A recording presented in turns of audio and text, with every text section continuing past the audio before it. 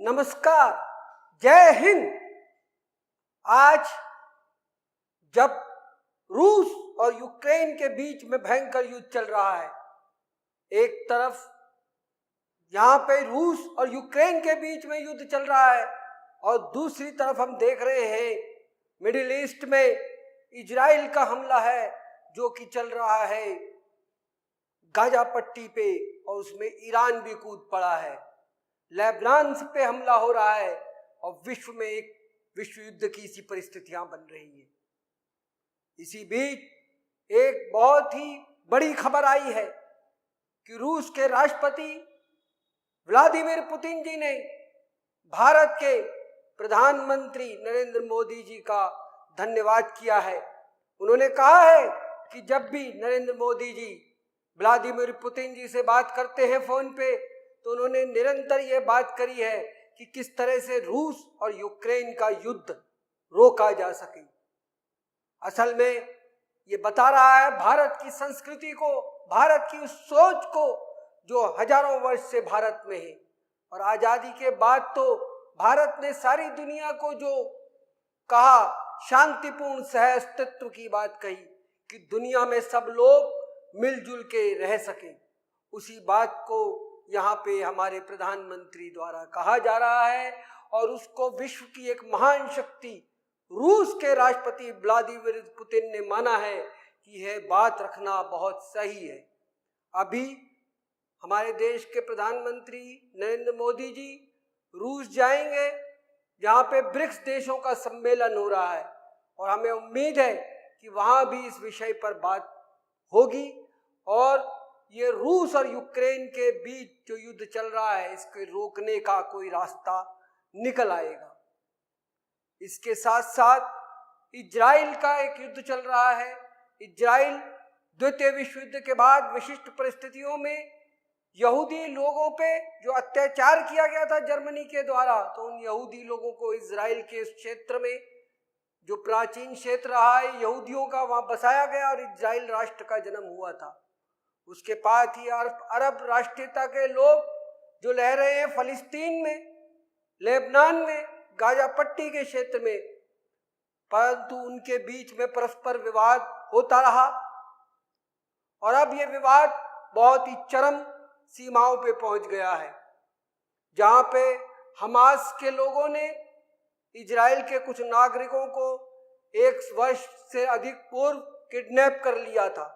उसके बाद इजराइल ने हमला कर दिया निरंतर गाजा पट्टी पर, और अभी अभी खबर आई है कि कल ही इजराइल ने हमले में हमास के चीफ याह्या सिनवार को मार डाला है।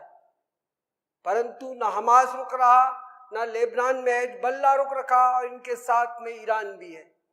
उधर दूसरी तरफ ये खबर है कि हिजबुल्लाह के ड्रोन हमले में इजराइल के प्रधानमंत्री नेतन्याहू के घर पर भी हमला किया गया और वो नेतन्याहू के घर को क्षति पहुंची, पर उस समय नेतन्याहू वहां नहीं थे। यहाँ पे यही बात है कि दोनों पक्षों को मिल बैठना चाहिए, एक दूसरे की बातों को समझना चाहिए, एक दूसरे के अस्तित्व का सम्मान करना चाहिए, और शांतिपूर्ण सहअस्तित्व से ये दुनिया आगे बढ़ सकती है। अगर निरंतर सब लोग लड़ेंगे तो ये दुनिया का विध्वंस ही होगा।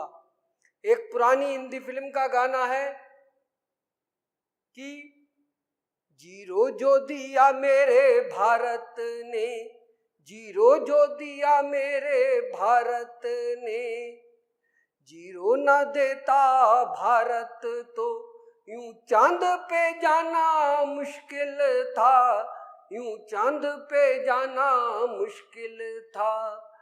अर्थात जो भारत ने 1 से 9 अंक जो होते हैं, उसके अलावा सांकेतिक जब अंक थे और एक जीरो दिया जिससे दशमलव प्रणाली हो सकी, बड़ी बड़ी गणनाएं सहजता से की जाने लगी और आधुनिक विज्ञान का द्वार धीरे धीरे खुला है और चांद और अन्य जगह भारत दुनिया के रॉकेट्स अंतरिक्षयान पहुंचे। उसी तरह से हम ये कहना चाहेंगे कि शांति का संदेश दिया मेरे भारत ने, मिलजुल के रहने का ज्ञान दिया मेरे भारत ने। ये शांति का संदेश न देता भारत तो यूं दुनिया का बच पाना मुश्किल था। मानव सभ्यता का चल पाना मुश्किल था। तो शांति से ही दुनिया आगे बढ़ सकती है। एक दूसरे का सम्मान करना होगा। समस्याएं हैं, विकट है, परंतु आखिर में लोगों को मिल के बैठना होगा और मानव जीवन का, मानव सम्मान करना होगा।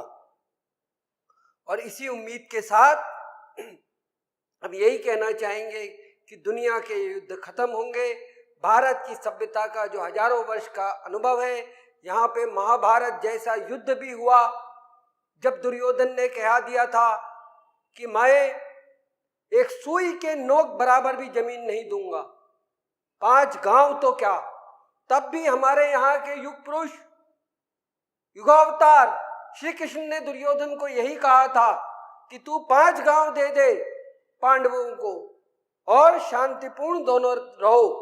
पर वो नहीं माना, तो उसका परिणाम हुआ महाभारत, जिससे महाविध्वंस हुआ। परंतु उससे, उस महाभारत से ये ज्ञान मिला भारत की सभ्यता को कि मिलजुल के रहना, चाहे कुछ गम खा जाना, वही मानव सभ्यताओं के लिए संभव है। और इसी उम्मीद के साथ कि आगे सारे विश्व में ये हमारा संदेश फैलेगा, भारत का संदेश फैलेगा और विश्व में शांति होगी। जय हिंद, जय भारत, विश्व शांति हो।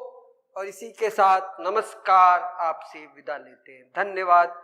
आपसे ये भी कहना चाहेंगे कि आप हमारी इस बातों को देखने और रोचक तरीके से और तथ्यात्मक रूप से विभिन्न मुद्दों पे जानकारी लेने के लिए सार्थक समाचार न्यूज को सब्सक्राइब करें, हमारे इस वीडियो को लाइक करें, शेयर करें। धन्यवाद।